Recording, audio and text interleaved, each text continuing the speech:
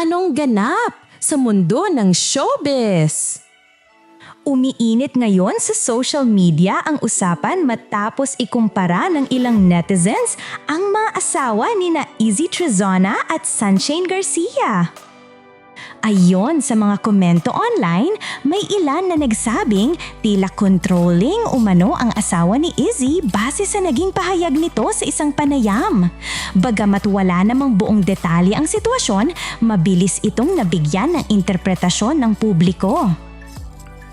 Samantala, umani naman ng papuri ang asawa ni Sunshine matapos itong makitang present at todo suporta sa concert ng Sex Bomb Girls.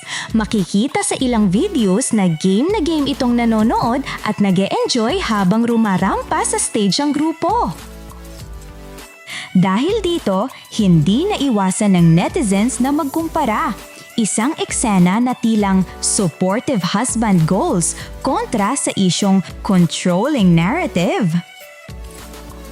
Gayunpaman, paalala ng ilan, magkakaiba ang dynamics ng bawat relasyon at hindi lahat ng nakikita sa social media ay sumasalamin sa buong katotohanan.